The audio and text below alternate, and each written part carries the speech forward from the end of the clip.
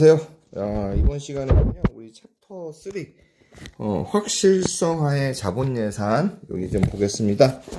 자, 볼게요. 목차 보시면, 일단, 재무제표, 그죠? 이제, 이런 것 좀 알아야 되고, 자본예산 절차, 투자 목적에 대한 확인, 네, 투자안의 현금 흐름, 그 다음에 경제성 분석. 여기서 사실, 수년제 가치, 내부 수익률 비교인데요. 우리가 이제 보통 이제, 수업 목적으로 하시면 요 4번부터 6번까지가 매우 중요하다라고 보시면 될 것 같아요.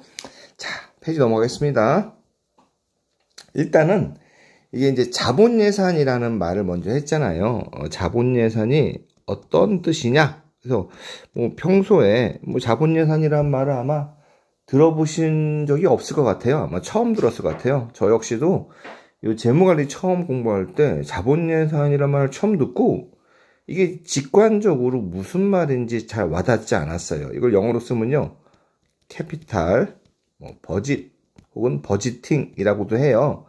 버짓이라는 게 뭐냐, 예산이잖아요. 근데 예산이라는 게 어떤 느낌이냐면, 내가 얼마 돈을 벌고 얼마 써서 돈이 얼마 남지? 이런 미래의 어떤 우리 가계부 같은 거 쓰면 미래의 어떤 추정된 가계부 있잖아요. 그냥 추정해가지고, 그쵸? 이제 과거의 어떤 실적을 가지고 가계부를 쓰는 게 아니라, 내년도에는 연봉이 얼마고, 그 중에 내가 월세를 얼마큼 내고, 식비를 얼마큼 내고, 저축은 얼마큼 하고, 교통비를 얼마큼 쓰고, 이런 식으로, 나의 수입, 그다음에 나의 지출들을 조금 계산하는 거, 이걸 우리가 이제 보통 버짓이라는 의미로 써요, 영어로는요. 근데 여기 앞에 보면 캐피탈이라고 있잖아요. 캐피탈은 우리말로 이제 번역을 자본이라고 했는데요. 이제 장기성 자산 있잖아요. 장기성 자산. 어떤 장기성 자산이라는 건 보통 이런 거죠. 어떤 거를 투자했는데 그 투자의 효과가 1년 이상 지속되는 자산들. 대체적으로 이런 거 있잖아요. 예를 들어, 어떤 기업에서 어떤 공장에 투자했다. 공장을 샀어요. 공장 사면, 공장이 1년 쓰고 갖다 버리거나 그런 게 아니잖아요. 공장 수명이 긴 데는 50년씩 쓰잖아요. 그럼 50년 동안 내가 이 공장에서 물건을 만들어낼 거 아니에요. 그럼 물건을 만들어내고, 당연히 그 만든 물건을 판매하고, 이러한 자산들, 그쵸? 이런 식으로 굉장히 오랫동안 사용할 수 있는 자산을 우리가 캐피탈이라 그래요. 그래서 캐피탈 버짓이라는 말은요, 이러한 장기성 자산을 기업에서 투자했을 때, 얼마 돈을 벌고, 그쵸? 그 다음에 돈을 번다는 게 이제 물건을 팔아서 돈을 버는 거잖아요. 근데 물건을 이제 팔려면 만들어야 되잖아요. 만들려면 원가가 들어가잖아요. 얼마의 이런 원가가 발생하고, 그래서 돈이 얼마가 남고, 그러니까 내가 이 공장을 투자해야 돼? 말아야 돼? 이런 이제 의사결정하는 걸 우리가 자본예산이다라고 해요. 우리말로는 이 자본예산을 좀 더 직관적으로 하는 게요, 투자 타당성 검토, 혹은 투자 경제성 검토, 그래요. 우리가 간혹 가다가 뉴스에 보면은 무슨 어떤 공항을 건설한다, 그럴 때 보면은 이게 정치용 어떤 걸로 예비 타당성, 예타라고 하죠. 이거 면제해 주겠다. 그게 뭐예요? 공항 같은 거를 건설하려면 국민의 세금이 들어가는데, 그게 충분히 그 세금 이상으로 경제적인 효과가 나야 되잖아요. 그래서 그 경제적인 효과가 나야지만, 정말 이게 정말, 쓸만한 공항이네. 투자를 하자. 이런 식으로 이제 의사결정하는 것처럼, 기업에서도 예를 들어 요즘에 이제 핫한 게 2차 전지잖아요. 야, 우리도 2차 전지 만드는 거 공장 만들까? 그러면, 그죠?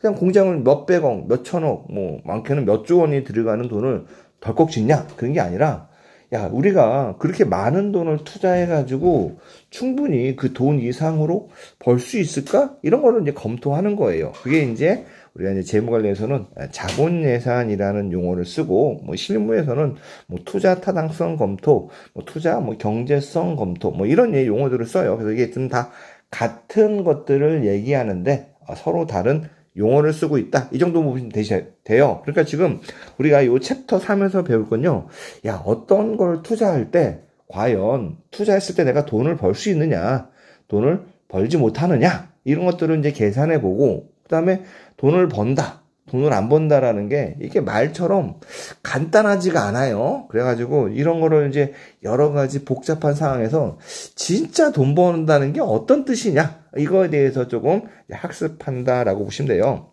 그러다 보니까 기본적으로 재무제표를 조금 우리가 이해해야 돼요. 물론 이제 4대 재무제표라고 해서 손익계산서, 재무상태표, 현금흐름표, 뭐 자본 상태 변동표 뭐 이런 것들이 있지만 주로 이제 손익계산서하고 재무상태표, 현금흐름표 요 세 가지만을 가지고 해요.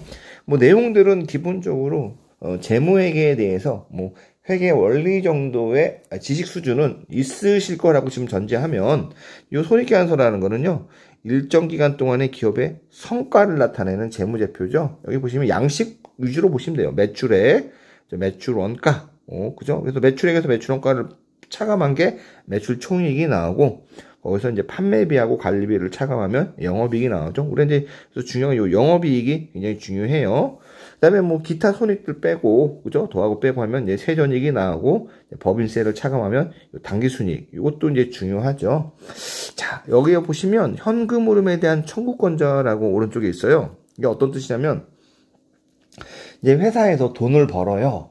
돈을 벌으면 뭐 거기 그 수익 비용 대응의 원칙이라고 해서 뭐 돈을 벌었으니까 돈을 벌기 위해서 들어간 비용들이 있을 거 아니에요. 뭐 인건비, 재료비, 뭐 운송비 이런 것들 다 제하고 나면 영업이익이 나잖아요. 그렇죠? 요 이익이라는 게 하나 딱 나오잖아요. 여기에요.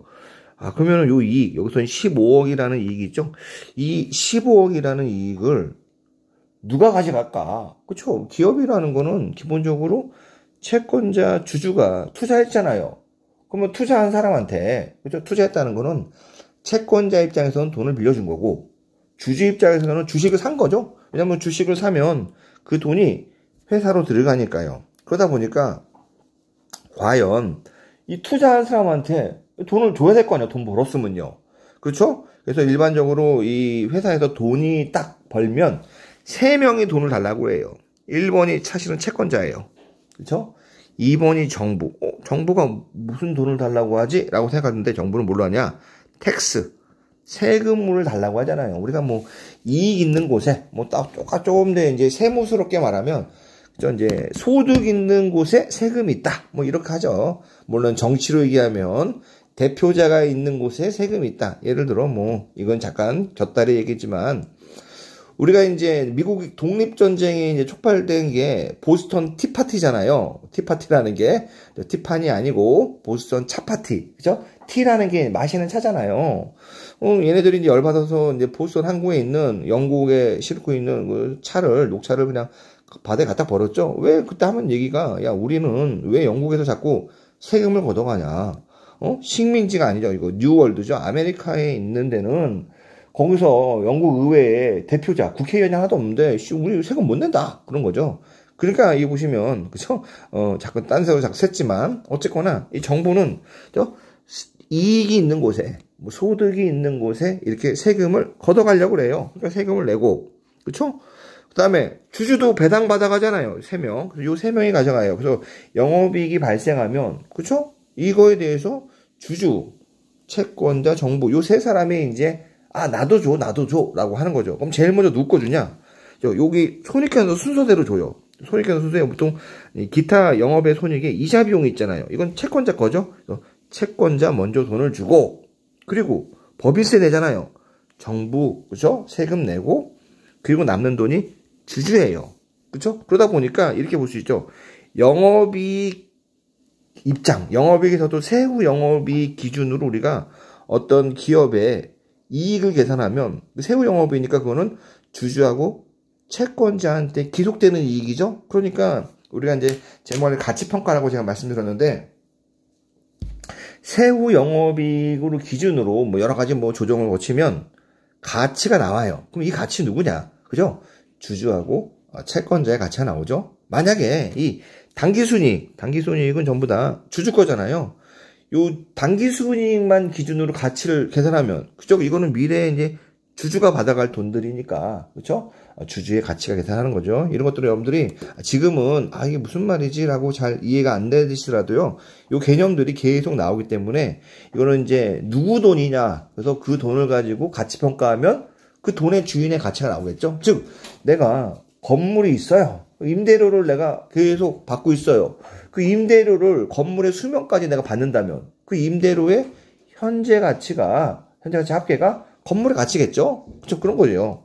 그 내가 건물이 10층짜리인데 그 중에 5개 층만 내게 있어요. 그럼 5개 층에서 나오는 임대료를 가지고 내가 그죠? 임대 수익을 계산하면 그게 바로 건물 전체의 가치가 아니라 5개 층에 해당하는 가치겠죠? 이런 식으로 이제 우리가 이제 어떤 가치를 계산할 때는요, 그 가치를 구성하는 이런 이익들, 조금 더 이제 정확하게 말하면 그 가치를 구성하는 현금 흐름들이 일관되게 누구한테 귀속되느냐에 따라서 그 현금 흐름을 계산하면 그 귀속 주체의 가치를 계산할 수 있죠. 즉 황금알을 낳는 오리라고 했잖아요. 그 오리가 낳는 황금알을 미래까지 생각해서 가치를 계산하면 내가 갖고 있는 그 황금알을 낳는 오리의 가치잖아요.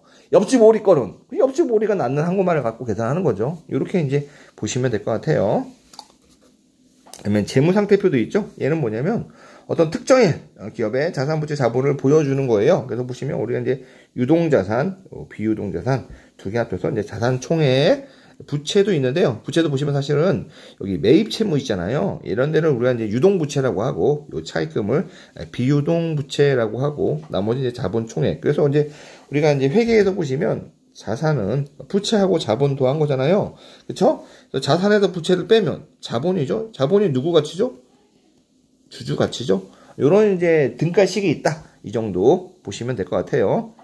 자, 다음 페이지 보시면 이 현금 물음표는 일정 기간 동안에 기업에서 상출하는 현금을 나타내는 표예요. 크게 영업활동, 쉽게 말하면 본업의 사업을 통해 가지고 버는 이익이 아니라 현금인 거죠. 그렇죠? 왜냐면 이제 회계에 우리가 말하는 이제 재무제표는 기본적으로 이제 발생주의로 계산했기 때문에 어떤 기업의 현금 흐름에 대한 정보를 잘 주지 못해서 이걸 이제 보완하기 위해서 우리가 이제 현금 흐름표라는 재무제표를 통해서 기업의 어떤 현금의 들고남 이런 것들을 이제 보는 거죠. 그래서 영업활동, 사업해가지고 버는 거, 투자활동, 그렇죠?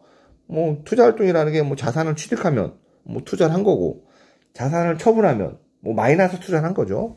뭐 재무활동, 뭐 자금을 조달하면, 그죠? 쉽게 말하면 뭐 남한테 돈을 빌려와요.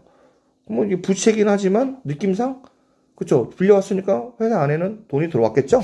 그러면 돈을 갚으면 뭐 부채가 줄지만 회사 입장에서는 뭐 돈이 좀 줄어들겠죠? 이 세 가지 다 더하면 현금의 변동, 기초, 그래서 요 두 개 더하면 뭐 기말 현금, 이렇게 나오죠? 이렇게 보시면 되고요.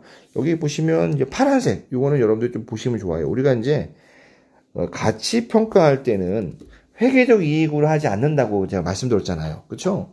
가치 평가는 중요한 게 현금 흐름으로 가치 평가하고, 그래서 우리가 그죠? 그 현금 흐름을 통해서 어떤 기업의 가치를 계산하거나 그 현금 흐름을 통해서 이제 주주의 가치를 이제 계산하잖아요. 그러면 현금 흐름을 계산할 때, 즉 우리가 이제 이용하는 데이터가 기본적으로 회계 데이터를 이용해요. 근데 회계 데이터는 발생주의로 만들었기 때문에 우리가 말하는 현금 흐름 데이터랑은 달라요. 그러니까 이런 발생주의 데이터를, 그러니까 재무관리에서 어떤 자산의 가치를 계산할 때, 어떤 의사결정을 할 때는요, 전부 다 이제 현금 기준으로 의사결정하는데, 그죠?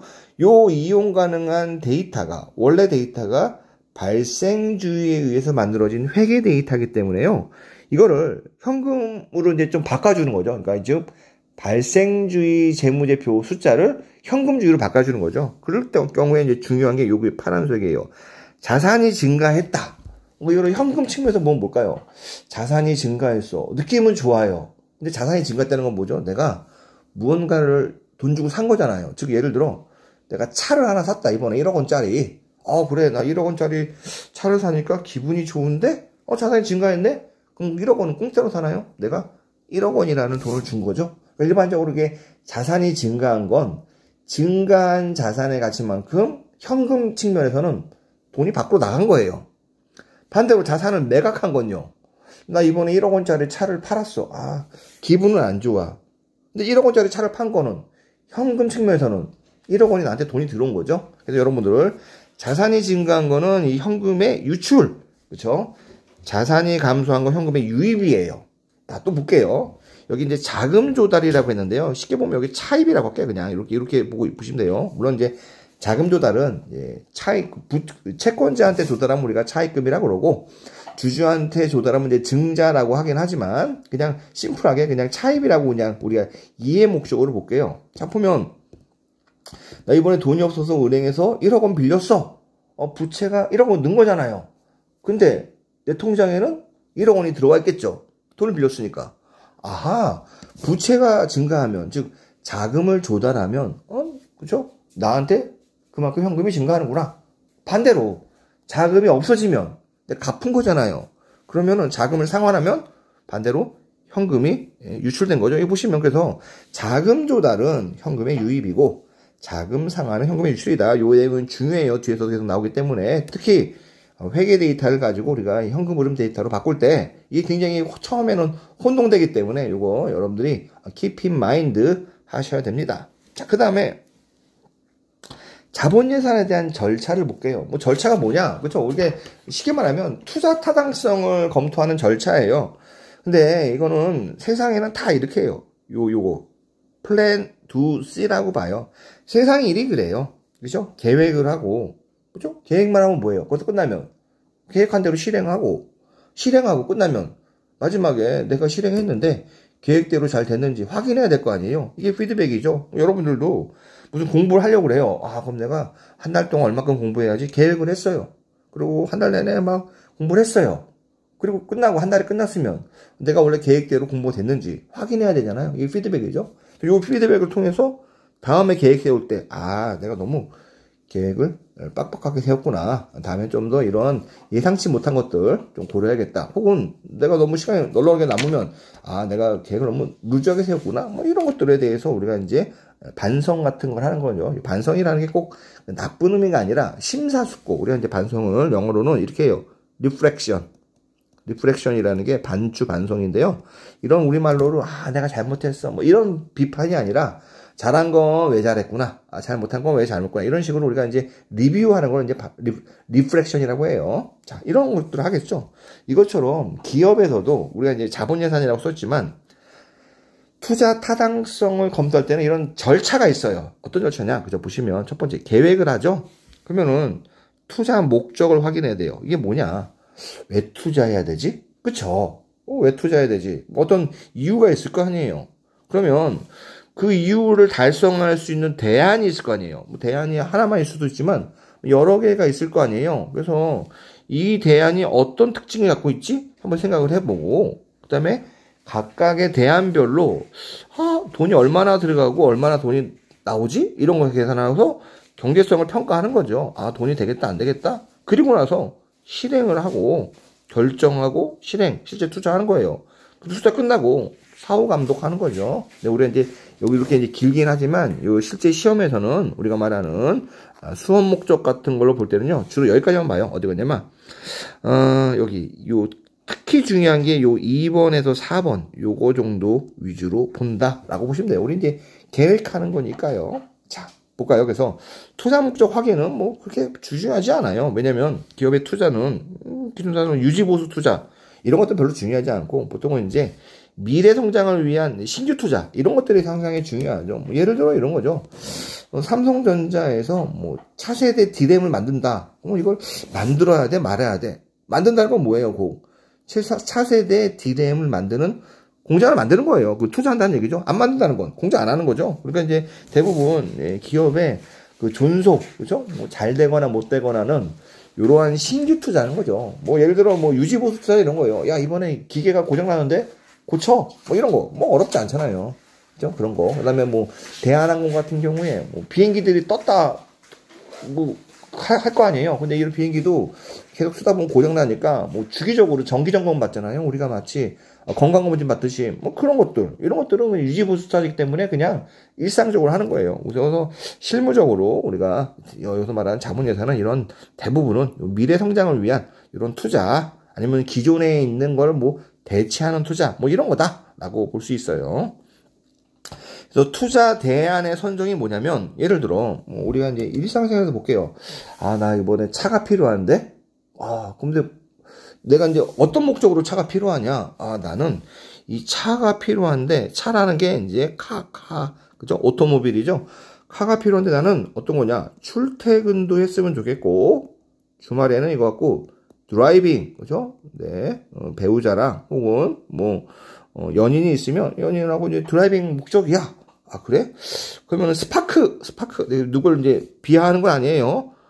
스파크? 그쵸, 이것도 출퇴근할 수 있잖아요. 드라이빙 할 수 있잖아요. 에이, 아닌데, 벤츠도 출퇴근할 수 있잖아요. 드라이빙 할 수 있잖아요. 여러 가지 나의 이런 목적을 달성하기 위한 여러 가지 대안이 있어요. 그 중에서 나의 어떤 경제적인 상황과 효익 같은 거를 고려해서 이제 검토하는 거죠. 그런데 어떤 거냐? 아, 스파크는 연비도 잘 나와. 그래서 출퇴근하기는 딱 좋은데, 아, 장거리 운전하면, 뭐, 예를 들어, 실제로 그렇다는 거 아니고, 좀 좁아가지고 좀 힘든데? 아, 그리고 여자친구가 조금, 차를 좀 좋은 거 타고 싶어 하는데? 예를 들어, 아니면 남자친구가 좀 등치가 커가지고, 좀 큰 차 타야 돼. 뭐 이럴 수 있잖아요. 그러니까 이 스파크는 내가 출퇴근용으로는 되지만, 요 주말에, 휴일에, 뭐, 연인하고 드라이빙 하는 거는 좀 부적합해. 이럴 수 있는 거죠. 벤츠는 출퇴근용으로는 너무 과한데, 근데 드라이빙 하는 거 같은 경우에는 너무 괜찮은데, 그럼 벤츠 사지? 근데 내가 예산? 이런 식으로 나의 어떤, 그죠? 투자에 대한, 여기 보시면 3번 보세요. 투자에 대한 평가를 하는데, 여기서는 현금 흐름을 추정하잖아요. 돈으로. 그러니까 이걸 지금처럼 서로 장단점을 우리가 이제 추려놨잖아요. 이게 쉽게 말하면 현금 흐름 추정이에요. 예를 들어, 뭐, 좀 더 이제, 구체적인 얘기를 한다면, 뭐, 삼성전자에서 디램 얘기했어요. 야, 이번에 디램을 우리가 새로 하기로 했어. 그러면 디램을 1년에 뭐, 1000만 개 만드는 공장을 만들까? 아니야. 이렇게 만드는 공장을 만들까? 뭐, 사이즈도 결정할 수 있죠? 아, 1000만 개를 만들자니, 뭐가 좋고, 뭐가 안 좋고. 이렇게짜리를 생산하는 공장을 짓자니, 뭐가 좋고, 안 좋고. 서로 이제 장단점을 이제 고려하겠죠? 회사의 이제 자금 사정까지 고려해가지고, 그래가지고, 야, 5천만 개로 하자. 뭐 이런 식으로 할 수도 있겠죠. 그래서 이런 현금 흐름을 추정해야 돼요. 근데 이거는 이제, 그래서 투자를 이제 여러 가지 대안들이 있고, 대안에 따라 가지고 이제 현금으로 추정하는 건데, 투자안이 보면 또 여러 가지 성격이 있어요. 어떤 거는 독립적인 투자라는 게 있어요. 독립적인 투자는, 그죠? 뭐 A, B 여러 가지 투자가 있는데, 어떤 한 투자를 내가 선택하더라도 다른 투자에 영향이 전혀 없는 거. 여기 보시면 해당 투자는 선택해도 다른 투자에 영향을 미치지 않는 거. 뭐 예를 든다면 여기 부산에 이제 한국 기업이 공장에 폐수 처리 시설을 해야 된대요. 청주에 있는 기계도 새로 사야 된대요. 그러면은 이 폐수 처리 공장 투자하는 거랑 그렇다고 이걸 투자한다고 뭐 청주에 기계 안 사는 것도 아니고 아등 뭐 관련이 없잖아요. 이런 걸 우리가 독립적인 투자, 좀 더 뭐 직관적으로 한다면 이런 거예요. 아, 나 이번에 주말에 운동화 하나 사야 되는데, 그쵸, 운동화 사. 그리고 나 이번 주말에 뭐 책도 좀 사야 되는데, 운동화 안 사면 책 살 거야? 아니지. 책은 책대로 필요하고 운동화는 운동화대로 필요하잖아요. 그러니까 책을 사든 안 사든 나는 운동화를 살 거예요. 그쵸? 운동화를 사든 안 사든 난 또 책을 살 거야. 이것처럼 뭐를 산다고 뭐 안 사고, 그쵸? 이런 거 아니잖아요. 이런 우리가 내 독립적인 투자라고 부르고요. 다음 페이지 보시면 종속적인 투자가 있어요. 이거는 A를 하면 필연적으로 B가 따라오는 거예요. 뭐 여기서 보시면 뭐 고무를 가공하는 기계 장치를 도입하는 투자가 있대요. 그래, 고무를 가공하지. 근데 문제는 이 고무를 가공하니까 폐수가 엄청난데요. 그렇죠? 유해 물질 저감 장치 투자도 무조건 해야 된대요. 그럼 뭐예요?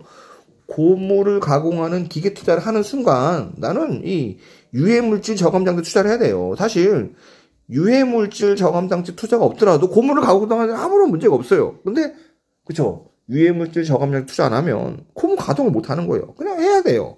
그죠? 이런 것들은 이제 종속적 투자예요. 예를 들어 이런 거죠. 내가 신발을 오른쪽 신발을 샀어요. 그럼 왼쪽 신발도 같이 사야 되잖아요. 하나 사면 두 개 사는 것처럼. 그쵸? 뭐 이런 거예요. 그런 것처럼 A를 하면 자동적으로 따라오는 투자. 뭐 이런 것도 상호 베타적이라는 말이 어떤 건 좀 어려운데요. exclusivity라고 해요. mutually exclusive라고 하죠. 상호 베타적을요. mutually exclusive. 그러니까 이게 쉽게 말하면 우리말로 하면요. 같은 하늘 아래 너와 내가 같이 있을 수 없다. 그죠? 그게 뭐예요? 너랑 나가 있는데, 그죠? 네가 죽든 내가 죽든 둘 중에 하나만 하는 거예요. 그게 상호 베타예요. 나도 너 싫어. 이 베타적이잖아요. 너도 나 싫구나. 이런 거예요. 그럼 둘 중에 같이 있으면 싸우죠. 그러니까 안 돼요. 그러니까 둘 중에 하나만 하는 거예요. 그렇죠? 여기 보시면 여러 투자 대안이 있을 경우에 하나를 선택하면 다른 대안은 자동적으로 기각되는 거, 하나 없는 거. 예를 들어 여기 어떤 조선소를 건설하기로 했대요. 그렇죠? 근데 이 조선소를 어디다 건설하냐? 하나가 이제 부산, 다른 하나는 여수예요. 그러니까 만약에 여수에 조선소를 건설하면 부산에는 자동적으로 건설 안 하는 거죠. 부산에 건설하면 여수에 건설 안 하는 거고, 이것처럼 상호 베타적인 건요, 여러 개 중에 하나 하면 나머지는 안 하는 거. 이거 우리가 상호 베타적인 투자다라고 이렇게 얘기를 해요. 자, 뭐 얘기하다 보니까 좀 길어요. 현금흐름 추정 원칙은 이 내용이 굉장히 길어요. 그렇죠? 그래서 이거는 잠깐 쉬었다가 다음 시간에 하겠습니다.